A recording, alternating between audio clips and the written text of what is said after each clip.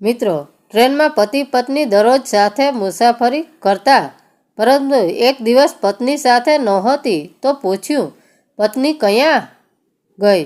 તો પતિએ એવો જવાબ આપ્યો કે, તો સાંભળો મિત્રો, એક પતિ પત્ની દરરોજ ટ્રેનમાં મુસાફરી કરતા. આ બંનેની ખાસિયત એ હતી કે તેઓ હંમેશા એક સમયે એક જ ટ્રેનમાં એક સાથે મુસાફરી કરતા. આ પતિ પત્ની સાથે એક યુવક બીજો હતો, જે પણ કાયમી ધોરણે આ ટ્રેનમાં જ મુસાફરી કરતો. એટલે એ યુવક તે પતિ પત્નીને ઓળખતો નહોતો, પરંતુ એક જ ટ્રેનમાં જવાનું હોવાથી તે પતિ પત્નીને દરરોજ જોતો હતો.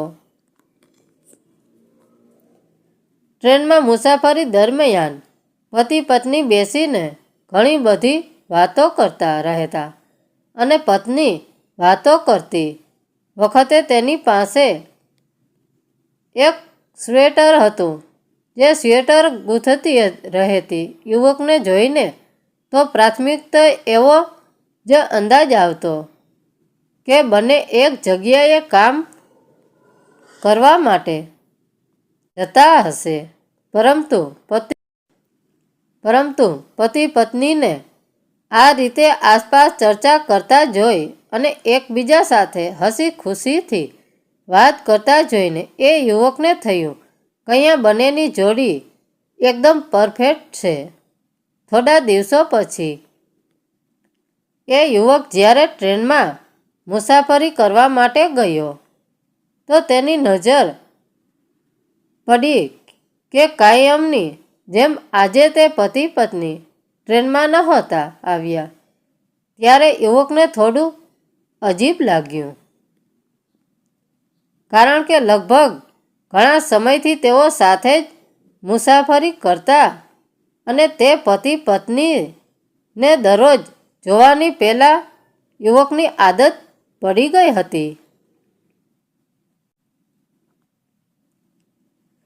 બીજા દિવસે પણ જ્યારે યુવક ટ્રેનમાં ગયો, તો બીજા દિવસે પણ પતિ પત્ની કોઈ ટ્રેનમાં નહોતા. આમ એક પછી એક દિવસ વીતતા ગયા અને અંદાજે 20 દિવસ જેટલો સમય વીતી ગયો. આટલા લાંબા સમય સુધી પતિ પત્નીને એક પણ વખત ટ્રેનમાં ન જોયા. એટલે યુવકે વિચાર્યું કે લગભગ પતિ પત્ની બીજે રહેવા ચાલ્યા ગયા હશે, અથવા તો તે કંઈક બહાર ગયા હશે. પછી એક દિવસ અચાનક યુવક ટ્રેનમાં ચડ્યો તો તેની નજર સામે પડી. તેને જોયું કે પતિ પત્નીમાંથી એકલો પતિ જ મુસાફરી કરી રહ્યો હતો અને તેની પત્ની તેની સાથે નહોતી. પતિનો ચહેરો પણ એકદમ ઉદાસ હતો, તેની દાઢી પણ વધી ગઈ હતી અને તેને કપડાં પણ વિખરાયેલા પહેર્યા હતા. આ યુવકથી રહેવાયું નહીં, એટલે તેણે ત્યાં જઈને પતિને પૂછ્યું, આજે તમે તમારી પત્ની સાથે નથી આવ્યા? આ વાતનો પતિએ કશો જવાબ ન આપ્યો. યુવકે ફરી પાછું પૂછ્યું, એક વખત પૂછ્યું, તમે આટલો સમય ક્યાં ગયા હતા? ક્યાંય બહાર ગયા હતા? આ વખતે પણ પતિએ કોઈ જ જવાબ ન આપ્યો. યુવકે થોડી મિનિટો પછી ફરી પાછું તેને તેની પત્ની વિશે પૂછ્યું. એટલે તે પતિએ જવાબ આપ્યો, મારી પત્ની હવે આ દુનિયામાં નથી. આ સાંભળીને પેલો યુવક એકદમ આશ્ચર્યચકિત રહી ગયો. તેને આ વાત ઉપર વિશ્વાસ ન થયો અને થોડા સમય પછી સ્વસ્થ થઈને તે વધુ જાણવા માંગતો હતો. એટલે તેને પૂછ્યું, તમારી પત્નીને શું થયું હતું?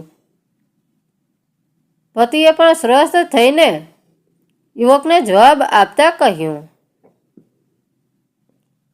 મારી પત્નીને છેલ્લા સ્ટેજનું કેન્સર હતું ઘણા સમયથી નિદાન ચાલી રહ્યું હતું, પરંતુ અંતે ડૉક્ટરોએ પણ આશા ગુમાવી દીધી અને મારી પત્ની પોતે પણ આ વાત જાણતી હતી. પરંતુ તેનો આગ્રહ એવો હતો કે આપણે વધુને વધુ સમય એકબીજાની સાથે વિતાવવો જોઈએ. એટલે જ્યારે પણ હું સવારે દરરોજ ઓફિસ જવા નીકળતો ત્યારે મારી સાથે તે પણ આવતી અને હું મારા ઓફિસ પાસેના સ્ટેશન ઉપર ઉતરીને મારી ઓફિસે જતો રહેતો અને તે ફરી પાછી ઘરે જતી રહેતી. ગયા મહિને જ મારી પત્નીનું અવસાન થઈ ગયું. આટલું કહીને પતિ ભાવુક થઈ ગયો અને આગળ કશું બોલી ન શક્યો. એટલામાં જ તે જે સ્ટેશન ઉપર કાયમ ઉતરી જતો ત્યાં નીચે ઉતરવા માટે જગ્યા ઉપરથી ઊભો થઈને નીચે જવા લાગ્યો. એવામાં પહેલા યુવકનું ધ્યાન ગયું કે તે માણસે એક સ્વેટર પહેર્યું હતું.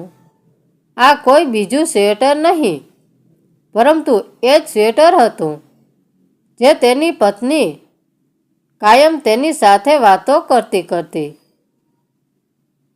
ટ્રેનમાં ગૂંથતી રહેતી અને આ સ્વેટરની એક સાઈડ હજુ અધૂરી હતી, જે ગૂંથે તે પહેલાં જ તેની પત્ની અનંતની વાટ એ જતી રહી. પરંતુ આ અધૂરા સ્વેટરમાં તે પતિ પત્નીનો અપાર પ્રેમ દેખાતો હતો. આખરે પતિ પત્નીનો સંબંધ અતૂટ હોય છે. માત્ર મૃત્યુ જ તેમને અલગ કરી શકે છે. જેમ પત્ની દરેક સુખ દુઃખમાં પતિનો સાથ આપે છે, એ જ રીતે પતિ પણ પત્નીને દુનિયાની દરેક ખુશીઓ આપવા માંગતો હોય છે અને તે જ આ સંબંધની સૌથી સુંદર લાગણી છે. એટલા માટે જ સાથે રહીને આનંદથી જીવવું જોઈએ. એ જો